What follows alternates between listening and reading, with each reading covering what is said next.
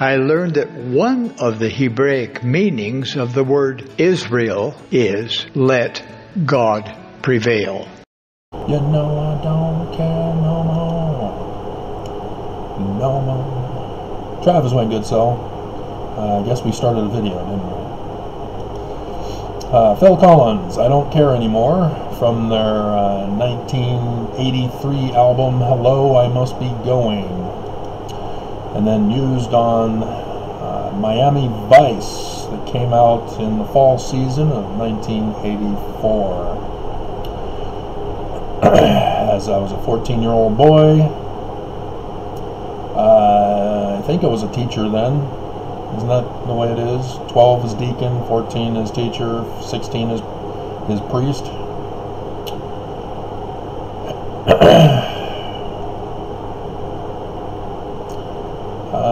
Let's see.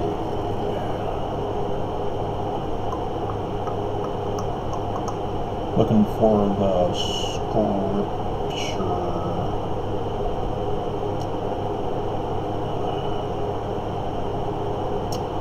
I only have Brigham Young flashbacks coming to my mind. How he's upset with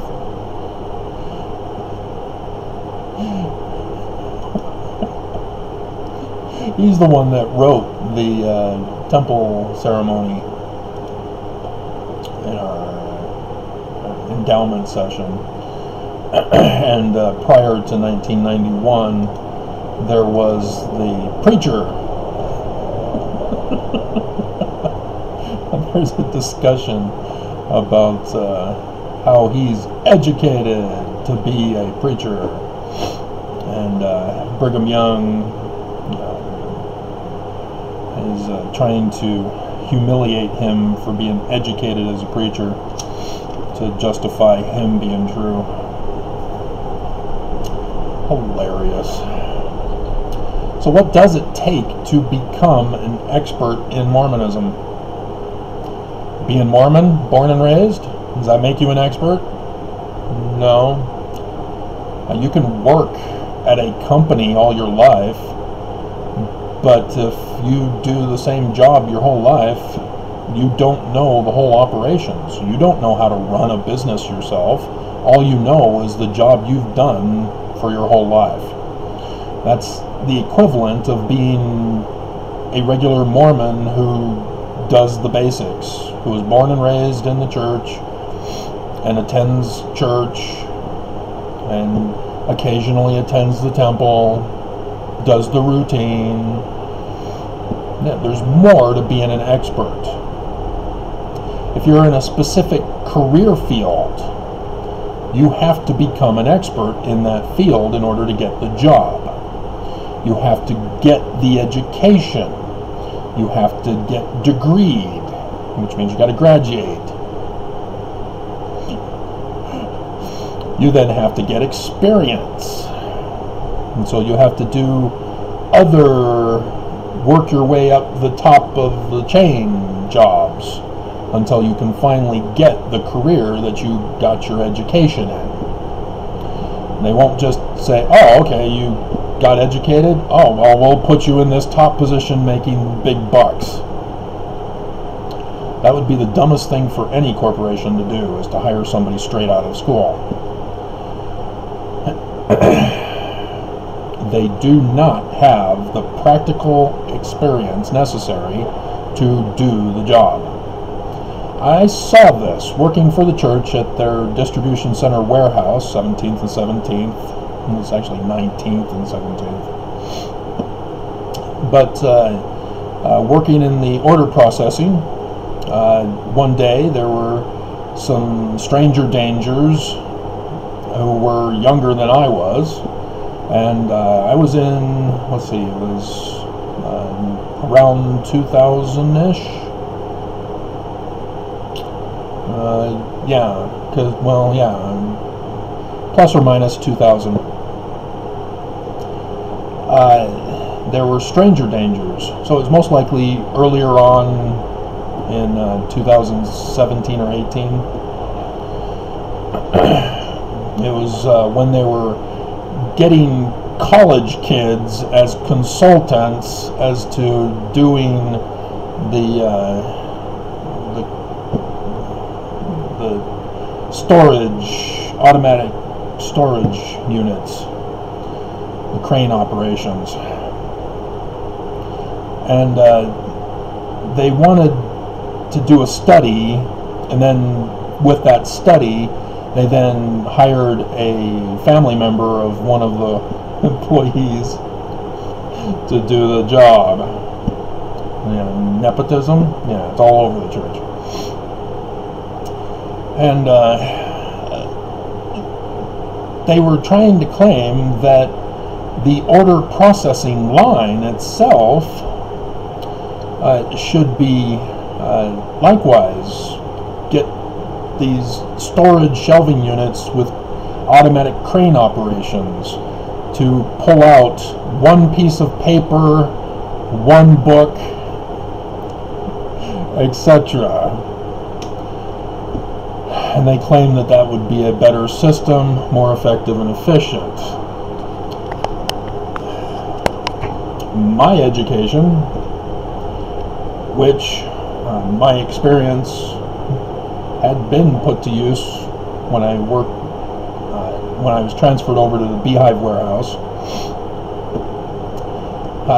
demonstrates that they should have listened to me on this other one, because I told them it will work perfectly for case lots,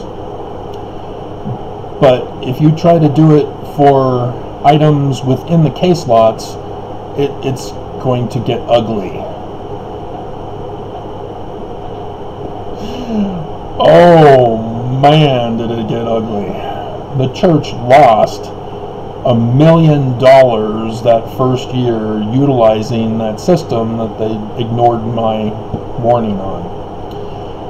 Plus, more problems ensued because humans put the information in the system and on the automated system to be placed in their locations.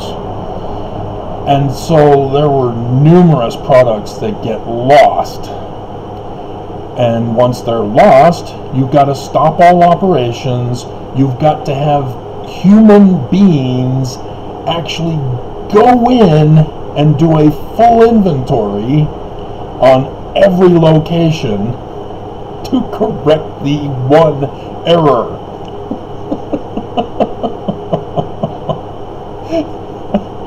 I warned them, they did not listen. They paid the price of $1 million in losses that first year. And of course the company said, oh, it's your employees. They just suck.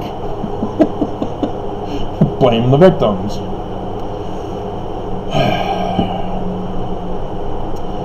And so, what does it take to be an expert in Mormonism? Well, one, you've got to be educated. And I'm sorry, seminary and institute, whether it's separate from the Y's or the other college campuses of Mormondom, that doesn't make you an expert in Mormonism. And how do I explain this to you?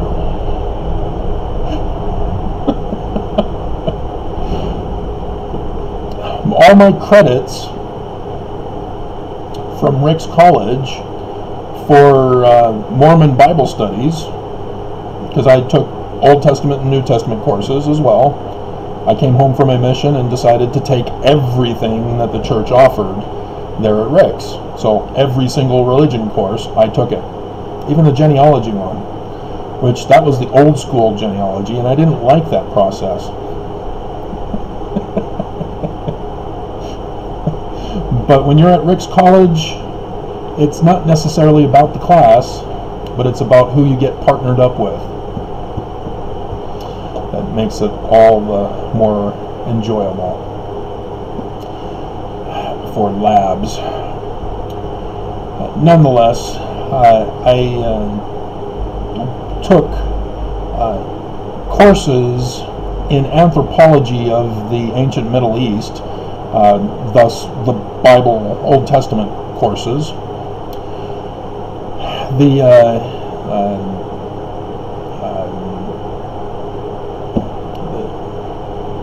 guidance counselor in my final year named it, and so she named it Bible Studies. She had no clue. It was just a way to get me degreed and out of their university. I guess they didn't want my money anymore. But Thomas Robinson was the teacher for all of the various courses of that, plus other classes that I took that helped supplement to help me in those courses. But we were discussing the documentary hypothesis, the peaceful infiltration theory, and other such theories related to various parts of the Bible. He was the one who instructed me that scholars recognize that the book of Esther is influenced by Babylon because Esther is Ishtar, a Babylonian deity, and Mordecai is Marduk, and so they recognize that it's not likely a true story, but apparently they don't know how to be scientists to run scientific tests for confirmation. Thus, my education supplemented with that education.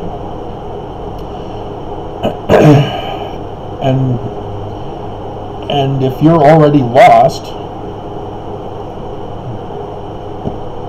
I would certainly hope you don't go around claiming you're an expert in Mormonism, or at least claiming that you know who's not an expert when they actually are. Or dismiss an expert in Mormonism because you don't agree with him.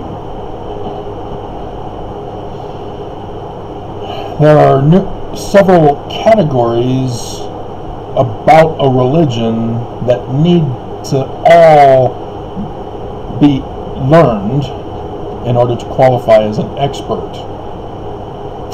You've got theology, scripture, ritual, doctrine, administration, and each of these areas involve different subcategories that are required. So for scriptures, it's not just about memorizing scriptures in English. It's not even about knowing a better translation than our King James Version of the Bible, because our footnotes occasionally will have a Greek or Hebrew, which, have you even bothered to check if they're even correct? Then there's this issue of ORs and IEs, which Nelson got humiliated at the pulpit of conference when he pulled that stunt. And so, yes, being in the office is a fallacious argument to claim that you're automatically an expert in Mormonism. You are supposed to already be an expert in Mormonism before becoming a leader in the church. That's why Christianity requires education in Christianity before you go out and preach. That kind of gives you more of an authoritative standing within Christianity. But in Mormonism, you don't need to be an expert. You're going to be a farmer. You don't need to read the Book of Mormon. I had a bishop, technically a branch president of the older singles ward. They're at Union Station Boulevard and 72nd, behind the church, behind the fire department there.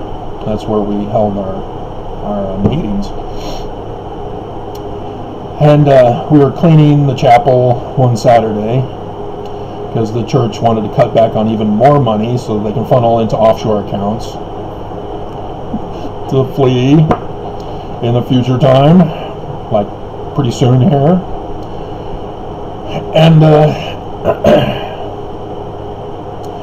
he and I went to work on the foyer, and we're pulling out the couch so that the person on the vacuum could vacuum behind it. And he was talking about how he's not one of those intellectuals like I am.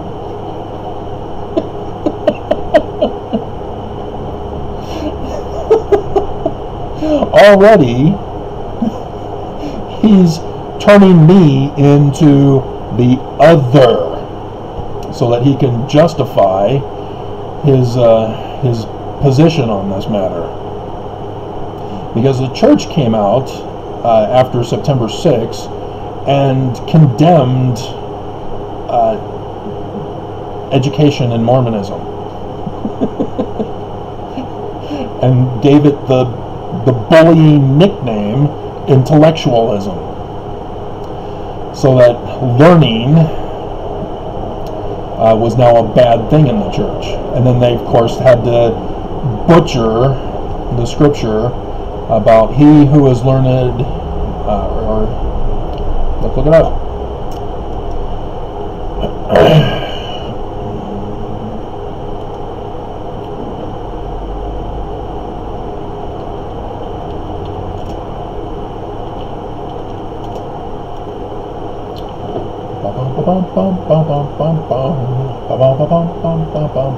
Second Nephi chapter 9. Our MTC president told us one meeting that he challenged us. Challenge was the big thing back then. To read Second Nephi chapter 9 each and every single day we were in the mission field, or in the MTC. And so of course I didn't memorize it. I don't memorize. I do associative learning. It was much easier. I still got A's on all my tests, and then I could dismiss all the information after the test was over and I got my A. Oh, the cunning plan of the evil one. Oh, the vainness and the frailties and the foolishness of men. When they are learned, they think they are wise, and they hearken not unto the counsel of God, for they set it aside, supposing they know of themselves. Wherefore their wisdom is foolishness, and it profiteth them not, and they shall perish. This is exactly what the bishop, branch president, was doing. He thought he was wise because he's not being learned, and he's supposed to know of himself and set aside the Spirit. To be learned is good if they hearken unto the counsels of God. And that's not the prophets. Alma chapter 32, starting verse 28. Gives us the whole process. Not complicated, very easy, simplistic doctrine. Just requires experts to teach it.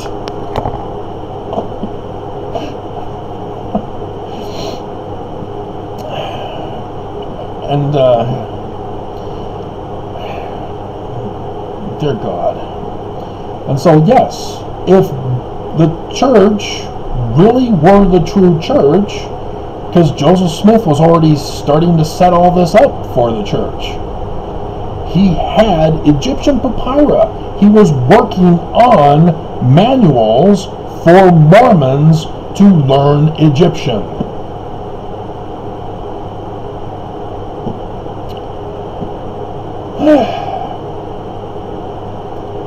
And now the church wants nothing to do with the book of Abraham, just wants to get rid of those facsimiles and just stick to the Abraham chapter 1 text out of the context of his translation of the first two facsimiles. He never got to facsimile number 3, the marriage of Isaac.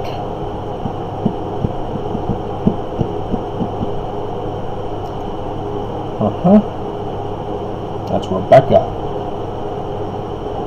in the role of Ma'at. And the church won't tell you this. Not even the Egyptologists who claim to know Egyptian, to be experts in Egyptian.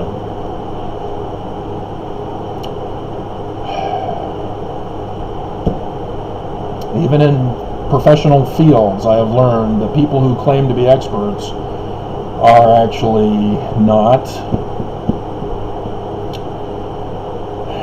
And so, for scriptures, you need a corrected translation of the whole Bible. You need to understand the other scriptures that were rejected by the Christian church in our Bible. You need to know all of that. You need to know the original languages. Yeah, all of a sudden Mormonism got complicated. And thus you need to know Egyptian. And Egyptologists will not translate figure or facsimile number 1. Did you know it's supposed to be translated? Joseph Smith renders a partial translation of it in Abraham chapter 1. He didn't fully translate it. It needs to be translated still.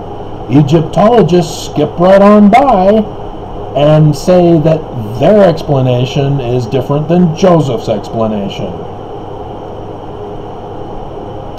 See, they're not experts, but they all want to claim to be in order to maintain their lifestyle from the wages they get as a so-called expert.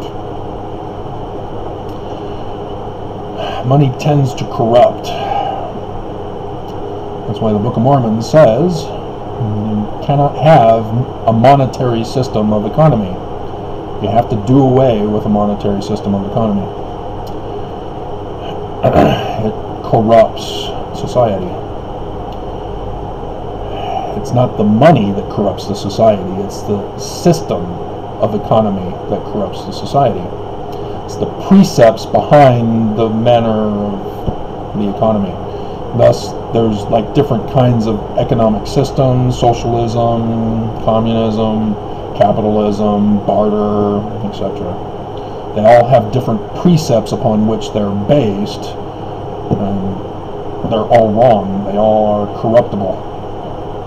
Because you cannot factor in the human and get away with it. That's what I had to do with my changing of the warehouse at Beehive Clothing, was to factor in the human.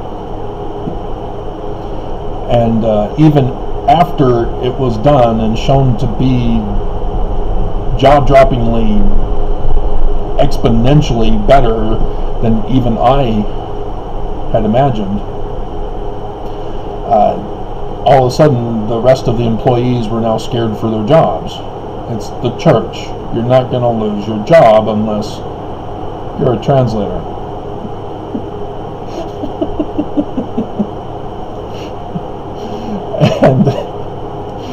and yeah, it was exactly what the church was wanting, but didn't bother to tell anybody. And so all of a sudden, there it is. Oh, great. And so what they wanted to do was just transfer the excess employees over to the distribution center warehouse, where that was going to be the central focus now. So that the garments aren't shipped from the Beehive Clothing, they go to the distribution center warehouse to be shipped out. And so it was just a hub to transport the finished product in box form. And so yeah, there was nothing for them to worry about. But to give you an idea, we had a crew of 7 that worked 40 hours a day, 5 days a week, and had to work overtime on Saturdays in order to get closer to being caught up for Monday, for which we then had to repeat again and again and again. And I was told, oh, this is the best system that we can come up with. Many people have tried to come up with different ways to fix the the problem. It just can't be done. Nobody can do it. This is the best. I did it. He eventually found himself a better job in a different warehouse. So good for him. He had a young family to take care of. So, but him being gone and the new manager being gone, the new manager. Old manager gone. New manager came in and said, "Oh yeah, sure, whatever."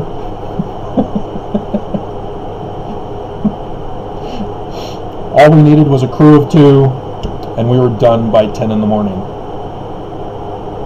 That's it. 10 in the morning, done. The order processing line at Beehive Clothing never called back for orders anymore. Hey, we're low on this, can you give us some more? Nope. No more. Done by 10. 4 hours. We started at 6.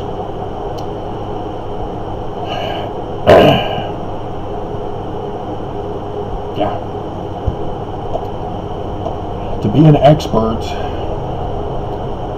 it is very noticeable of a difference between those who are in the position and those who are actual experts. I can even tell you again about Isaiah. Bruce R. McConkie, I think everybody knows, was smarter than the average Mormon. Go to Isaiah now. This is your homework assignment. Go through all of the footnotes from the beginning and just keep on going. You'll eventually recognize a difference in the quality of the footnoting. And I'll give you a hint. You'll know exactly which ones Bruce R. McConkie did and which ones a regular Mormon who was also involved did. And be careful. There are IEs and ORs. Avraham Gilead, was the one in charge of putting in Hebrew footnotes. So when you see Hebrew, you see that the church accepted his. When you see IE or OR in the Old Testament for the Hebrews, yeah, they didn't like his Hebrew and changed it and put an IE or OR to cover it up.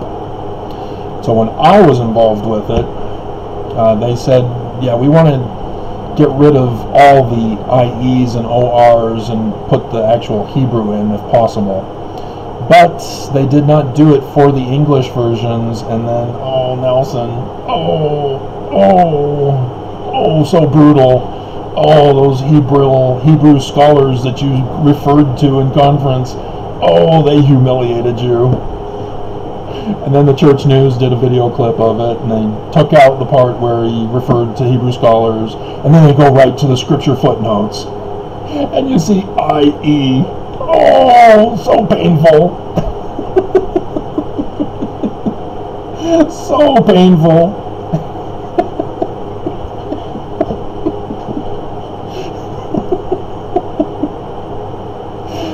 Oh, it's amazing. He's still, in this last conference, let God prevail in your lives. Oh my God. That is some ego to be humiliated by an expert and then continue to claim that you're right. And continue to spread the wrong information. Oh, how humiliating for him. Theology. It's one thing to know Mormon theology. It's another thing to know the whole concept of theology utilized in all religions. See, the Christians educate their preachers, but only for Christianity. They don't teach them how to be experts above and beyond their biased religious views. And that's where the problem comes with Mormonism. Many Mormons know about the theology of Mormonism, the premortal council in heaven. And it's limited. And as a result, there are Mormons who then add to it and change it for their bias. So Saturday's Warrior, for example.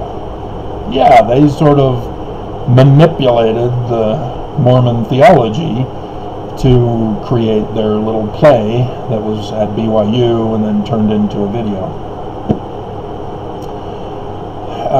Ritual.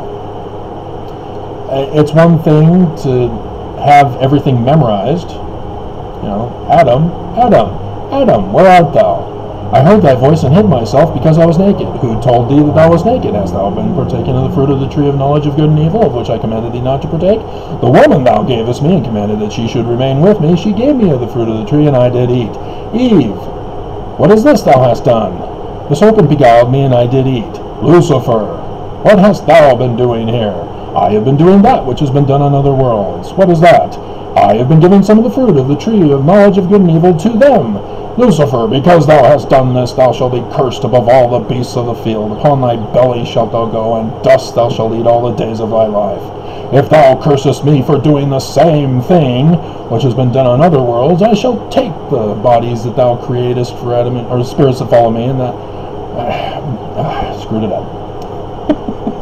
Associative learning, not memorization. So once I screw something up, I have to go back to the memory to retrieve the information.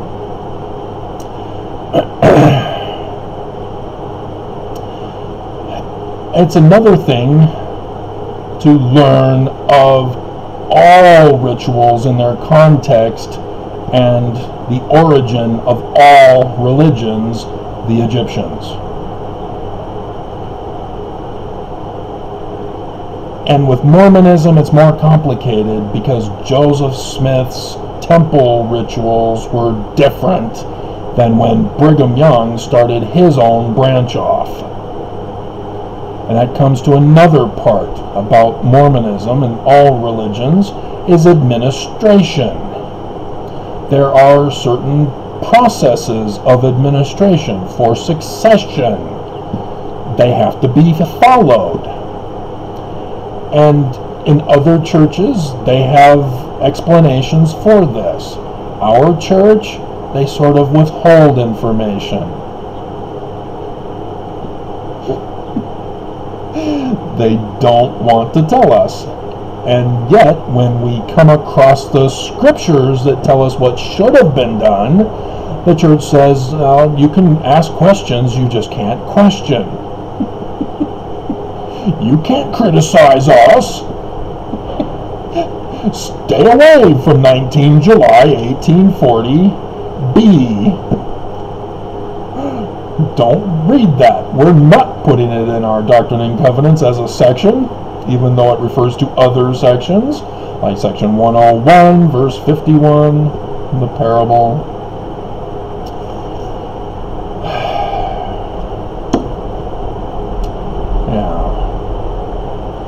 And then doctrine.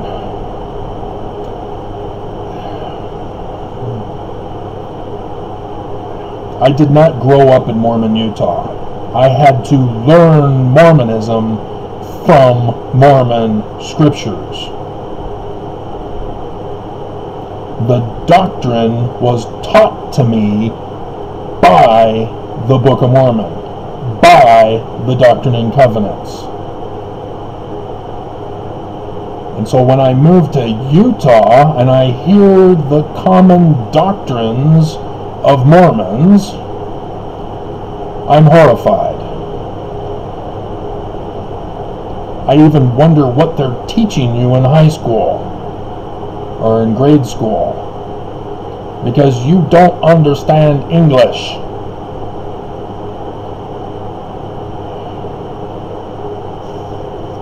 I mean, dear God, just take Moroni chapter 10 verses 4 and 5. Not a single Mormon here in Utah understands that passage correctly. Shall I refer to you again to Joseph Smith's history in 1838, which has been canonized, and he's talking about how every single different Christian church understood the exact same biblical passage in a completely different way. That's Mormons for you. There are rules for English. There are definitions for words. What Mormons have done is violated the rules and changed the definitions,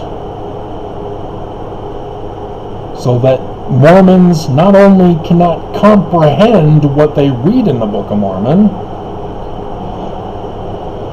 they can't even be comprehended as to what they're saying.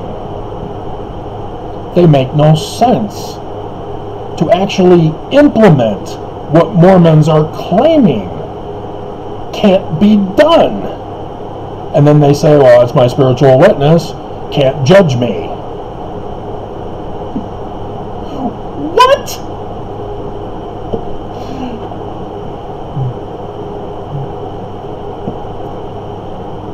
So being an expert is a lot of work. And it does take a lot of years. But it sure would help if we had experts leading the church, because they could provide the manuals and the tools necessary to learn at a much quicker pace. When you have people who are not experts, they tend to keep the future generations of students in the dark as well. And thus, somebody who then actually does all the work necessary to become an expert, then they become hated. Burn the witch! I'm not a witch, I'm your wife!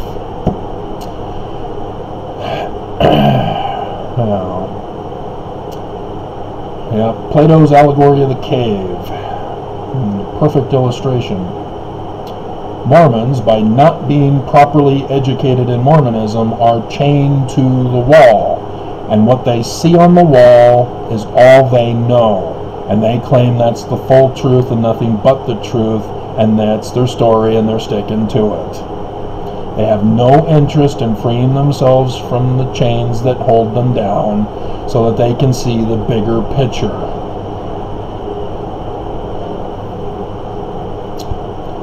Plato was kind of cool, huh? He should be included in our scriptures.